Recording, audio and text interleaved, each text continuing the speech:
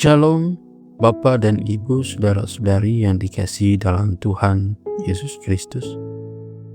Hari ini, Sabtu 12 Juli 2025, saya Pendeta Hendro Seljaten mengajak Anda untuk mengikuti renungan harian yang dikeluarkan oleh Sinode Gereja Kristen Oikumene di Indonesia dengan berpedoman pada pola pembacaan Alkitab 4M, yaitu menerima, merenungkan, melakukan, dan membagikan firman Tuhan.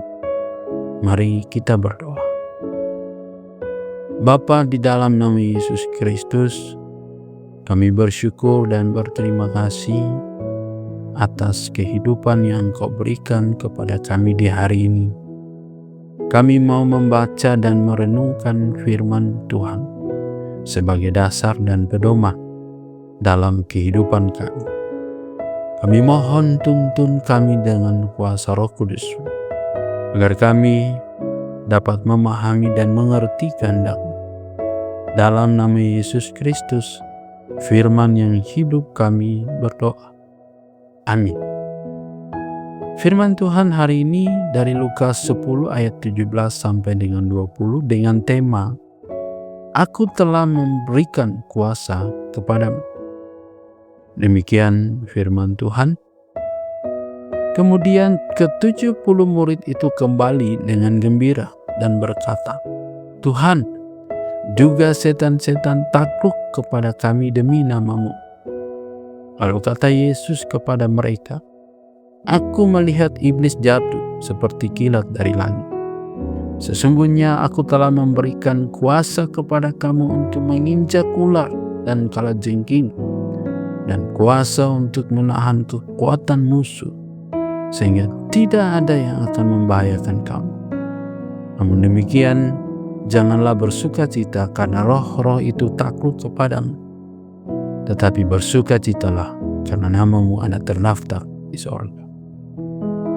Dari bacaan tadi kita mau mempelajari atau menggali isi Alkitabnya dengan pertanyaan berikut ini. Yang pertama, bagaimana perasaan saudara ketika pelayanan berhasil? Perasaan saya ada sukacita, gembira, senang dan puas.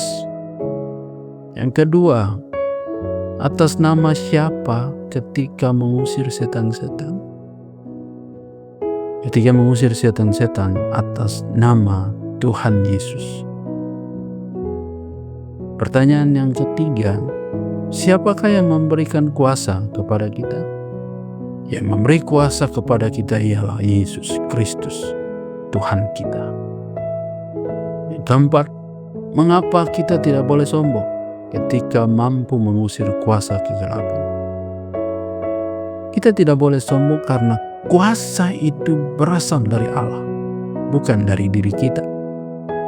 Kemampuan untuk mengusir roh-roh jahat, menyembuhkan atau melakukan mujizat lainnya adalah karunia dari Allah, bukan hasil dari kemampuan atau kekuatan kita sendiri. Sombong berarti mengklaim penghargaan atas sesuatu yang bukan milik kita. Kita hanya alat yang dipakai Allah. Kesombongan dapat mengarah pada kebanggaan dan arogansi yang membuat kita rentan terhadap godaan dan kejatuhan rohani. Kemampuan untuk mengusir kuasa kegelapan adalah sebuah anugerah yang harus digunakan dengan kerendahan hati dan untuk memuliakan Allah, bukan untuk membegahkan diri sendiri. Fokus harus tetap pada kemuliaan Allah dan keselamatan jiwa, bukan pada kemampuan pribadi.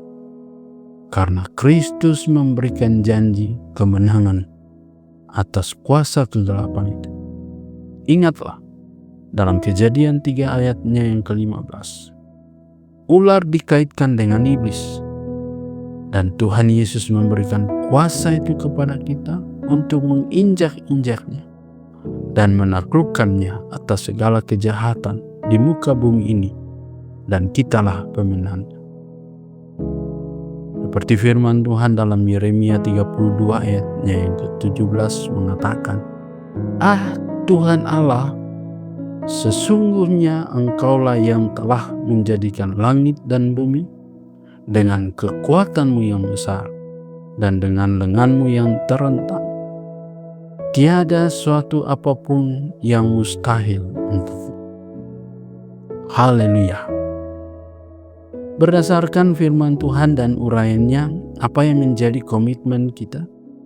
Yang menjadi komitmen kita adalah yang pertama, hidup dalam ketaatan kepada Allah. Yang kedua, percaya bahwa Allah benar-benar memberi kita kuasa untuk menjalankan tugasnya.